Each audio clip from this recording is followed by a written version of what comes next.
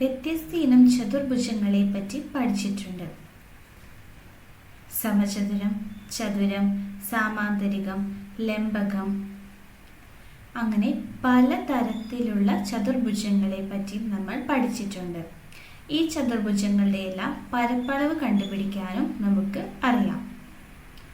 എന്നാൽ ഇതുപോലെ ഒരു ചതുർഭുജം തന്നാൽ, ഉദാഹരണത്തിന് ABCD എന്ന ഈ ചതുർഭുജം തന്നാൽ, ഈ സ്ക്രീനിൽ കാണുന്ന ചതുർഭുജം തന്നാൽ, ഈ ചതുർഭുജത്തിന്റെ പരപ്പളവ് കണ്ടുപിടിക്കുന്നത് എങ്ങനെയാണ്?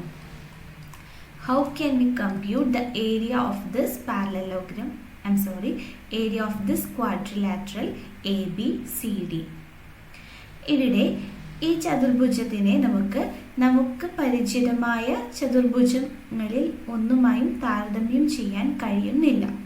ഇവിടെ ഈ ചതുർഭുജത്തിന്റെ നീളങ്ങളെല്ലാം വ്യത്യസ്തമാണ്, അതുപോലെ അവയൊന്നും പരസ്പരം സമാന്തരവുമല്ല. നമുക്ക് ഈ ചതുർഭുജത്തിന്റെ പരപ്പളവ് കാണുന്നതിനായി ഈ ചതുർഭുജത്തെ ഒരു ഗ്രാഫ് പേപ്പറിൽ വരയ്ക്കുകയും എത്ര യൂണിറ്റുകൾ ഇതിന്റെ ഉള്ളിൽ ഉൾക്കൊള്ളുന്നു എന്ന് നോക്കുകയും ചെയ്തിട്ട് പരപ്പളവ് കണ്ടുപിടിക്കാം. ഇതല്ല എങ്കിൽ ഈ ചതുർഭുജത്തിനെ നമുക്ക് വികർണം വരച്ച് 2 ത്രികോണങ്ങളായി മാറ്റുകയും ഈ ഓരോ ത്രികോണത്തിന്റെയും പരപ്പളവ് കണ്ടുപിടിക്കുകയും ഈ ത്രികോണങ്ങളുടെ പരപ്പളവുകളുടെ തുക എന്നത് ഈ ചതുർഭുജത്തിന്റെ മൊത്തം പരപ്പളവായി കണക്കാക്കുകയും ചെയ്യാം. We can draw a diagonal and divide our quadrilateral into 2 triangles. On adding the area of each of these triangles, we get the area of this bigger quadrilateral. ഇതല്ലാതെ മറ്റെന്തെങ്കിലും വഴികളുണ്ടോ? Let's examine. CD എന്ന ചതുർഭുജത്തിനെ DB എന്ന വികരണം 2 ത്രികോണങ്ങളായി ഭാഗിക്കുന്നു. ABD എന്ന ത്രികോണവും BCD എന്ന ത്രികോണവും നമുക്ക് കിട്ടുന്നു. ഇവിടെ ABD എന്ന ത്രികോണത്തിന്റെ പരപ്പളവ് അഥവാ ഏരിയ A ചതുരശ്ര യൂണിറ്റും BCD എന്ന ത്രികോണത്തിന്റെ പരപ്പളവ് അല്ലെങ്കിൽ ഏരിയ എന്നത് B ചതുരശ്ര യൂണിറ്റുമാണ്. അതായത് ABCD എന്ന ഈ ചതുർഭുജത്തിന്റെ മൊത്തം പരപ്പളവ് A+B ആയിരിക്കും. Here the area of the triangle ABD is equal to A square units and area of the triangle BCD equal to B square units. Hence the total area of the quadrilateral ABCD is equal to A plus B square units. ഇതാണ് ABCD എന്ന ചതുർഭുജത്തിന്റെ പരപ്പളവ് അഥവാ area എന്ന് പറയുന്നത്. ഇനി നമുക്ക് BCD എന്ന ത്രികോണത്തിന്റെ അതേ പരപ്പളവുള്ള മറ്റൊരു ത്രികോണം നിർമ്മിക്കാം. DB എന്ന വികരണത്തിന് സമാന്തരമായി C എന്ന ബിന്ദുവിലൂടെ മറ്റൊരു വര വരയ്ക്കുന്നു. Here I draw a line parallel to DB passing through the vertex C. Let this line be L. L എന്ന ഈ വരയിൽ മറ്റേതെങ്കിലും ഒരു ബിന്ദു എടുത്ത് അതിനെ ഞാൻ ഡിയുമായും ബിയുമായും കൂട്ടിയോജിപ്പിക്കുമ്പോൾ കിട്ടുന്ന ത്രികോണത്തിന്റെ പരപ്പളവ് എത്രയായിരിക്കും? ഉദാഹരണത്തിന് ഞാൻ L എന്ന വരയിൽ P എന്ന ഒരു ബിന്ദു എടുത്തിരിക്കുന്നു. ഈ P എന്ന ബിന്ദുവിനെ ഞാൻ ഡിയിലേക്കും ബിയിലേക്കും കൂട്ടിയോജിപ്പിച്ച് DPD അല്ലെങ്കിൽ BPD എന്ന ത്രികോണം നിർമ്മിച്ചു. Here I have the triangle BPD. ഈ 2 ത്രികോണങ്ങൾക്കും ഒരേ പാദവശമാണ് ഉള്ളത്. ഏതാണ് ഇവിടുത്തെ പാദവശം? ഇവിടുത്തെ പാദവശം എന്നത് BD ആണ്. അതുപോലെ ഈ 2 ത്രികോണങ്ങളുടെയും മൂന്നാം മൂലകളായ Cയും Pയും L എന്ന വരയിലാണ് സ്ഥിതി ചെയ്യുന്നത്. L എന്ന സമാന്തര വരയിലാണ് Pയും Cയും സ്ഥിതി ചെയ്യുന്നത്. അതുകൊണ്ട് ഈ രണ്ട് ത്രികോണങ്ങളുടെയും പരപ്പളവ് തുല്യമായിരിക്കും. നമുക്കറിയാം ബി സി ഡി എന്ന ത്രികോണത്തിന്റെ പരപ്പളവ് ബി ചതുരശ്ര യൂണിറ്റ് ആണ്. അതുകൊണ്ട് ബി പി ഡി എന്ന ത്രികോണത്തിന്റെ പരപ്പളവും ബി ചതുരശ്ര യൂണിറ്റ് ആയിരിക്കും.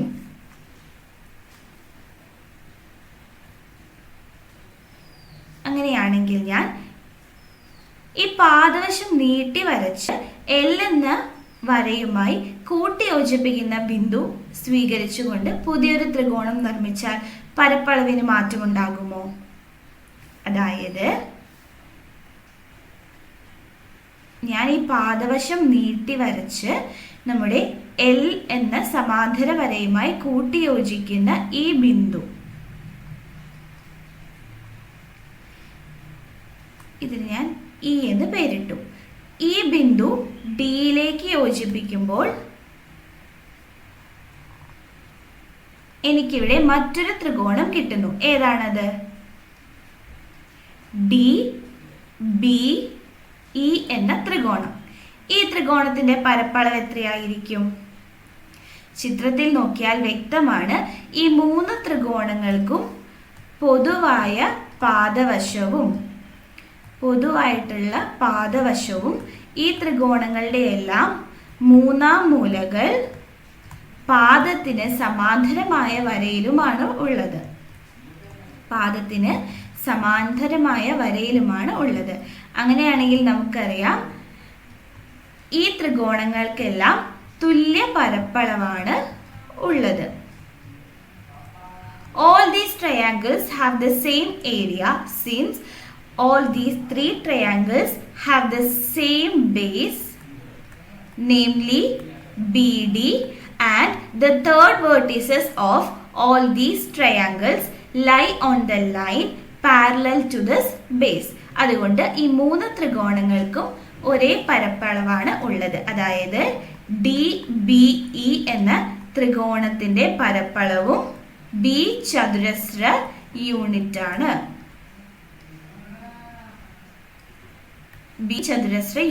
ആണ്. ഈ ത്രികോണങ്ങളുടെ എല്ലാം പരപ്പളവ്. അങ്ങനെയാണെങ്കിൽ എ ബി ഇ ഡി ഈ രൂപം കാണുമ്പോൾ നമുക്ക് എന്താണ് തോന്നുന്നത്? ഞാൻ മാറ്റി വരയ്ക്കാം. എ ബി ഇ ഒരു നേർരേഖയാണ്. ഡി എന്ന ബിന്ദു അല്പം മുകളിലായി സ്ഥിതി ചെയ്യുന്നു. നോക്കൂ, ഇത് ഏത് ജ്യാമിതീയ രൂപമാണ്? A E D. ഇതൊരു ത്രികോണമാണ് അല്ലേ? ഇവിടെ ബി എന്ന ബിന്ദു ഉണ്ട്. ഇവിടെ നമുക്ക് ചതുർഭുജത്തിന് പകരം ഒരു ത്രികോണമാണ് ലഭിച്ചത്.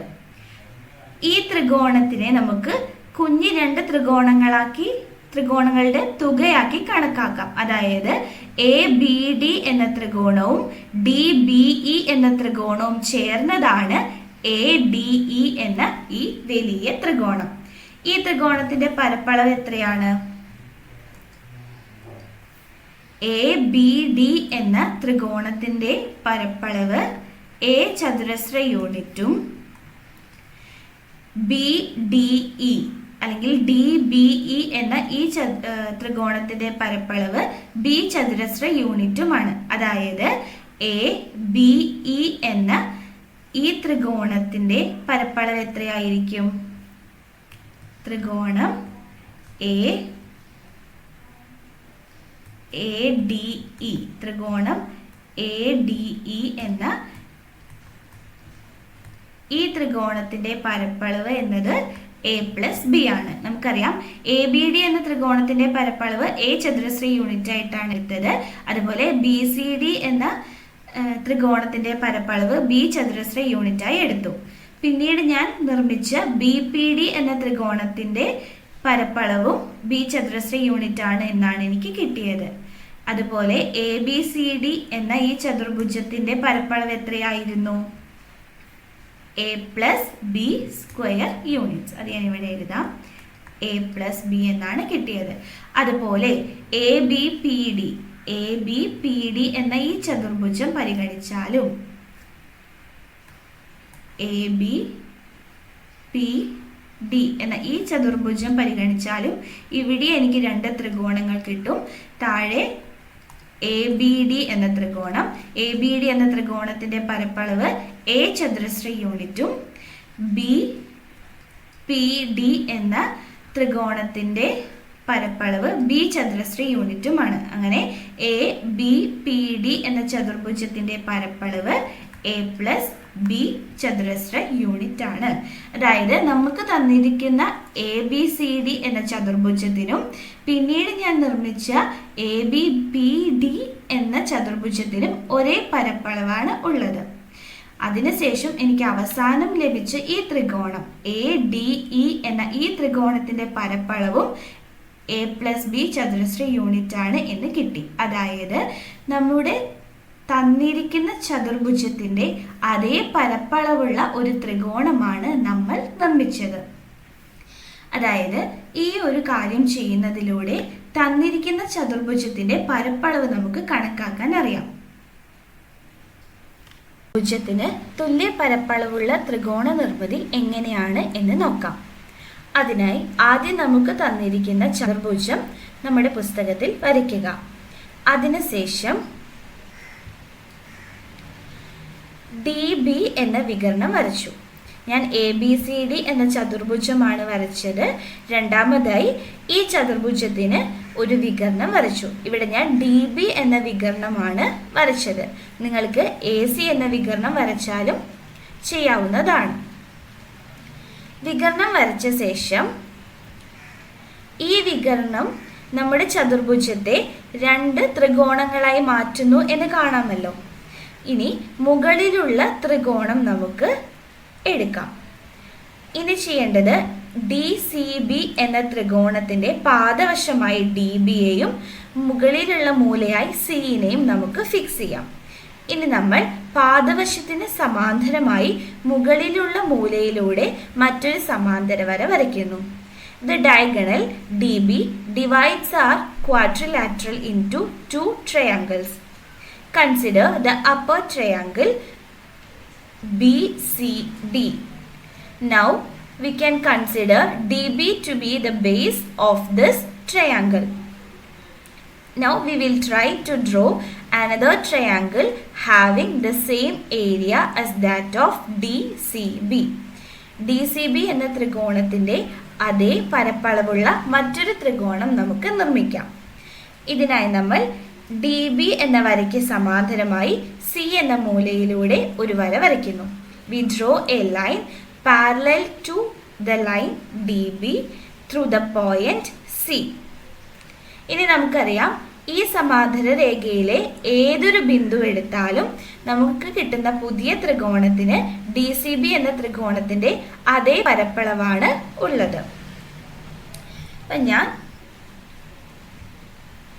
അടുത്തതായി ചെയ്യുന്നത് AB എന്ന വരയെ നീട്ടി യോജിപ്പിക്കുന്നു. AB എന്ന വര നീട്ടുകയും C എന്ന ബിന്ദുവിൽ കൂട്ടിമുട്ടുകയും ചെയ്യുന്ന ബിന്ദു ഏതാണ് എന്ന് നമുക്ക് നോക്കാം.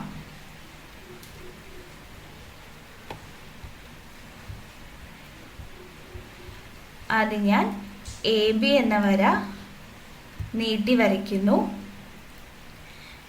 AB എന്ന വര നമ്മുടെ സമാന്തര വരയെ കൂട്ടിമുട്ടുന്ന ബിന്ദുവിന് E എന്ന് പേരിടുന്നു. ഇനി ഞാൻ E എന്ന ബിന്ദുവിനെ Bയിലേക്കും Dയിലേക്കും കൂട്ടി യോജിപ്പിക്കുന്നു. ഇപ്പോൾ എനിക്ക് DBE എന്ന പുതിയ ഒരു ത്രികോണം കിട്ടി. DBE എന്ന ത്രികോണത്തിന് നമ്മുടെ കയ്യിൽ ആദ്യം ഉണ്ടായിരുന്ന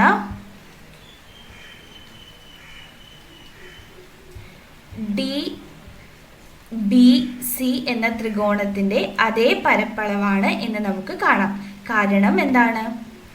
DBC എന്ന ത്രികോണത്തിനും DBE എന്ന ത്രികോണത്തിനും ഒരേ പാദവശവും മൂന്നാം മൂലകൾ പാദത്തിന് സമാന്തരമായ വരയിലുമാണ് സ്ഥിതി ചെയ്യുന്നത്. അതുകൊണ്ട് DBC എന്ന ത്രികോണത്തിനും DBE എന്ന ത്രികോണത്തിനും തുല്യ പരപ്പളവാണ് ഉള്ളത്. ഇപ്പോൾ നമുക്ക് ചതുർഭുജത്തിന്റെ സ്ഥാനത്ത് മറ്റൊരു ത്രികോണമാണ് ഉള്ളത് അല്ലേ? ഈ ത്രികോണത്തിന്റെ പരപ്പളവ് എത്രയാണ് എന്ന് പരിശോധിക്കാം. ഇവിടെ ഡി എ ഇ എന്ന ത്രികോണമാണ് നമ്മുടെ കയ്യിലുള്ളത്. ഡി എ ഇ എന്ന ത്രികോണത്തിന്റെ പരപ്പളവ് നമ്മൾ കാൽക്കുലേറ്റ് ചെയ്യുകയും അത് 27 ചതുരശ്ര യൂണിറ്റ് ആണ് എന്ന് കണ്ടുപിടിക്കുകയും ചെയ്തു. നമ്മുടെ ചതുർഭുജത്തിന്റെ പരപ്പളവ് എത്രയായിരുന്നു? ഇവിടെ ഡി എ ബി സി എന്ന നമ്മുടെ തന്നിരിക്കുന്ന ചതുർഭുജത്തിന്റെ പരപ്പളവും 27 ചതുരശ്ര സെന്റിമീറ്റർ ആയിരുന്നു. അതായത് നമ്മുടെ തന്നിരിക്കുന്ന ചതുർഭുജത്തിനും നമ്മൾ നിർമ്മിച്ച ത്രികോണത്തിനും ഒരേ പരപ്പളവാണ് ഉള്ളത്. അപ്പോൾ ചതുർഭുജത്തിന്റെ ഇങ്ങനെ ഒരു ചതുർഭുജം തന്നാൽ ഇതിന്റെ പരപ്പളവ് നേരിട്ട് കണ്ടുപിടിക്കാൻ നമുക്ക് സൂത്രവാക്യങ്ങളൊന്നുമില്ല. എന്നാൽ ഈ ചതുർഭുജത്തിനെ ഇതിന്റെ അതേ പരപ്പളവുള്ള ഒരു ത്രികോണമാക്കി മാറ്റിയാൽ ത്രികോണത്തിന്റെ പരപ്പളവ് കണ്ടുപിടിക്കാൻ നമുക്ക് കഴിയും. ഇവിടെ പാദവശത്തിന്റെ നീളത്തെ ഈ ത്രികോണത്തിന്റെ ഉയരം കൊണ്ട് ഗുണിക്കുകയും അതിന്റെ പകുതി എടുത്താൽ നമുക്ക് ത്രികോണത്തിന്റെ പരപ്പളവ് കണ്ടുപിടിക്കാവുന്നതാണ്. ത്രികോണത്തിന്റെ പരപ്പളവ് എന്നത് ലംബവശങ്ങളുടെ ഗുണനഫലത്തിന്റെ പകുതിയാണ്. In order to calculate the area of this triangle, we have to measure the length of the base and also height of the triangle. The area of this triangle is equal to half into base into height.